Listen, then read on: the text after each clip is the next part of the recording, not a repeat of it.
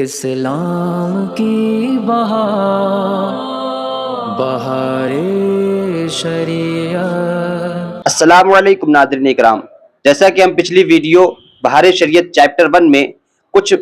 عقائد جو اللہ تعالیٰ کے متعلق ہم سن چکے ہیں اور سمجھ چکے ہیں، لیکن اب ہم آنے والی اس ویڈیو میں انشاءاللہ اور دیگر عقائد پر بات کریں گے اور ان کو انشاءاللہ سمجھنے کی کوشش کریں گے۔ تو چلیے شروع کرتے ہیں۔ علامہ امجد علی اعظمی کی کتاب بہار شریعت حصہ اول صفحہ نمبر 8 میں وہ لکھتے ہیں، کہتے ہیں کہ مثل دیگر صفات کے کلام بھی قدیم ہے، یعنی کہ جیسے اللہ رب العزت کی حیات، اس کا قدرت اور اس کا سننا، دیکھنا، علم، ارادہ، یہ سب قدیم ہے، اسی طرح اس کا کلام بھی قدیم ہے اور حادث و مخلوق نہیں، یعنی کہ اس کا جو کلام ہے وہ حادث یعنی کہ ختم ہونے والا نہیں ہے اور نہ ہی وہ مخلوق ہے، بلکہ وہ قدیم ہے اور ازلی ابدی سے ہے۔ جو قرآن مجید کو مخلوق مانے، یعنی کہ جو قرآن عظیم کو مخلوق مانے، امام اعظم و دیگر ائمہ رضی اللہ تعالی عنہم نے اسے کافر کہا ہے، بلکہ صحابہ رضوان اللہ تعالی علیہم اجمعین سے بھی اس کا کفر ثابت ہے، اس کی تکفیر ثابت ہے۔ یعنی کہ جو اللہ کا کلام ہے جسے ہم قرآن مجید کہتے ہیں،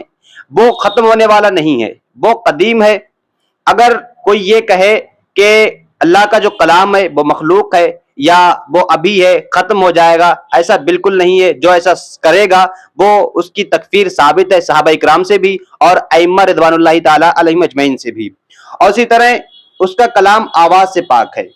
یعنی اللہ رب العزت کا جو کلام ہے وہ آواز سے پاک ہے۔ اور یہ جو قرآن عظیم ہے جس کو ہم اپنی زبان میں تلاوت کرتے ہیں، مصاحف میں لکھتے ہیں، اسی کا کلام قدیم بلا صوت ہے، اور یہ ہمارا پڑھنا لکھنا یہ آواز حادث، یعنی جو ہم پڑھ رہے ہیں، جو ہم قرآن کی تلاوت کرتے ہیں، ہم اسے پڑھتے ہیں، وہ حادث ہے، یعنی ہم جب ختم ہو جائیں گے تو ہمارا پڑھنا بھی ختم ہو جائے گا، اور جو ہم نے پڑھا وہ قدیم ہے۔ یعنی کہ ہم نے قرآن کو پڑھا تو قرآن تو قدیم ہے، لیکن ہم نے جو پڑھا وہ ختم ہو جائے گا، یعنی کہ ہمارا پڑھنا ختم ہو جائے گا، لیکن اللہ رب العزت کا جو قرآن ہے، جو کلام ہے، وہ ہمیشہ باقی رہے گا۔ اور اسی طرح ہمارا لکھنا حادث ہے، یعنی کہ جو ہم لکھتے ہیں، ہم جو رائٹ کرتے ہیں، اسی طرح ہمارا لکھنا، یعنی کہ جب ہم ختم ہو جائیں گے تو ہمارا لکھنا بھی ختم ہو جائے گا، لیکن جو ہم لکھ رہے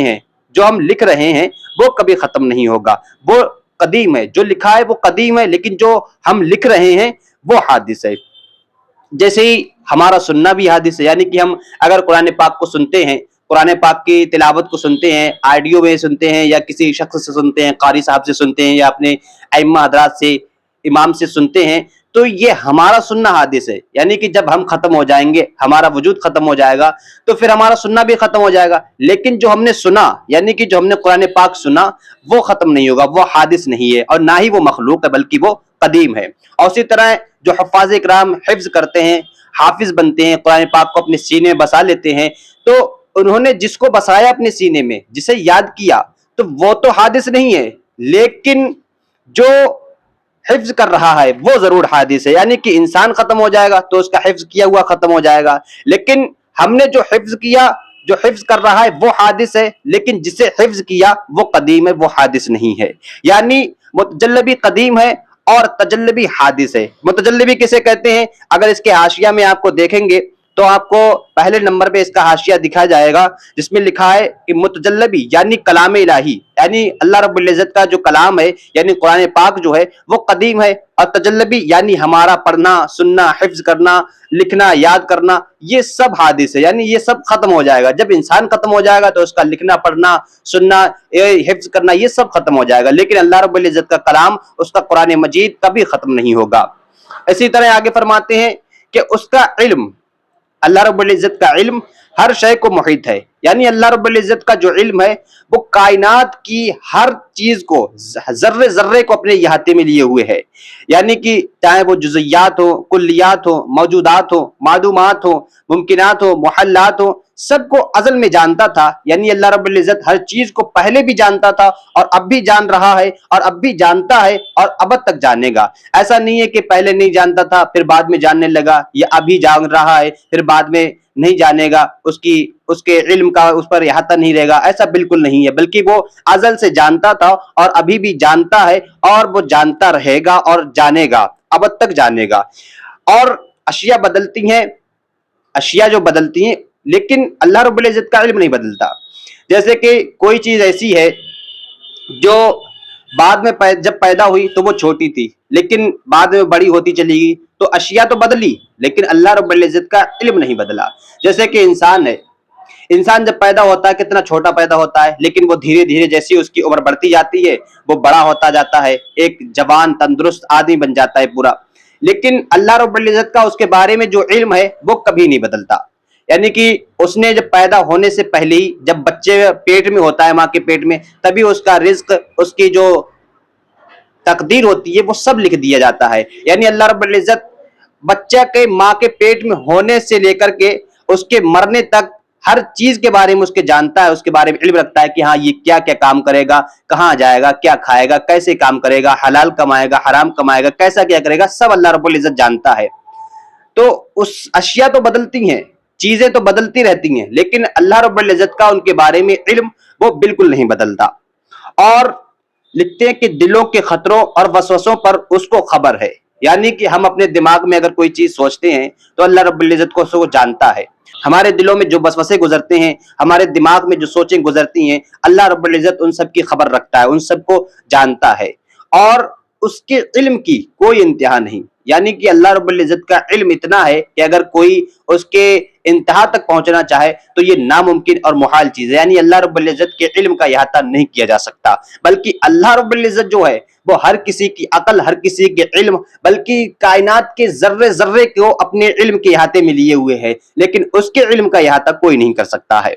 اور آگے فرماتے ہیں وہ غیب و شہادت سب کو جانتا ہے، یعنی کہ جو ظاہر ہے اس کو بھی جانتا ہے، جو غائب ہے اس کو بھی جانتا ہے، اور علم ذاتی اس کا خاصہ ہے۔ اور یہ جو علم ذاتی ہے یہ اللہ رب العزت کے ساتھ ہی خاص ہے۔ اگر کوئی شخص علم ذاتی کو غیر خدا کے لیے ثابت کرے یا غیر خدا کے لیے بتائے کہ اسے علم ذاتی، تو وہ کافر ہے۔ علم ذاتی کی یہ معنی ہے کہ بے خدا کے دیے خود حاصل ہو۔ علم ذاتی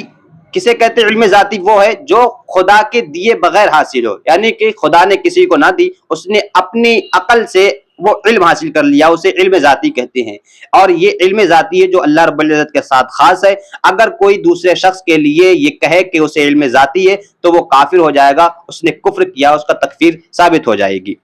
اور آگے فرماتے ہیں وہی ہر شے کا خالق ہے، یعنی اللہ رب العزت ہر شے کا خالق ہے، ذوات ہوں خواہ افعال ہوں، سب کو اسی کے پیدا کیے ہوئے ہیں۔ یعنی اللہ رب العزت نے ہر چیز، کائنات کے ذرے ذرے کو اللہ رب العزت نے پیدا کیا ہے۔ حقیقت اور روزی پہنچانے والا وہی ہے، یعنی ہمیں جو رزق ملتا ہے، ہم جو کھاتے پیتے ہیں، حقیقت میں ہمیں وہ اللہ رب العزت ہی عطا فرماتا ہے۔ بس یہ ہے کہ جو ملائکہ ہیں وہ ہمارے لیے وسیلہ بن جاتے ہیں، ہمارے لیے وسائط اور وسائل بن جاتے ہیں۔ ہر بھلائی اور برائی اس نے اپنے علم ازلی کے موافق مقدر فرما دی، اور جو جیسا کرنے والا تھا یا جیسا ہونے والا تھا اپنے علم سے جانا اور وہی لکھ لیا۔ یعنی کہ جیسے کہ انسان ہے، اب انسان پیدا ہوا تو بچپن میں کیا کرے گا، لڑکپن میں کیا کرے گا، جوانی میں کیا کرے گا، بڑھاپے میں کیا کرے گا، اور کیا کرنے والا ہے، اللہ رب العزت کو ہر چیز کا علم ہے، اور اس نے اپنے علم کے مطابق لکھ دیا۔ لیکن اب ایسا ضروری نہیں ہے، آگے فرماتے ہیں کہ ایسا نہیں ہے کہ جیسا اس نے لکھ دیا ویسا ہم کو کرنا پڑتا ہے، یعنی کہ جیسا اللہ رب العزت نے لکھ دیا ویسا ہم کو کرنا پڑے، ایسا بالکل نہیں ہے۔ جیسے کہ کوئی انسان ہے، اگر کسی انسان کے بارے میں اللہ رب العزت نے یہ لکھ دیا کہ یہ جوانی کے دنوں میں کہیں گھومنے کے لیے جائے گا، اب ایسا نہیں ہے کہ اللہ رب العزت نے لکھ دیا تو اس کو جانا ہی پڑے گا، نہیں، بلکہ اللہ رب العزت نے وہی لکھا ہے جو وہ کرنے والا تھا۔ زید کے ذمہ برائی لکھی، اب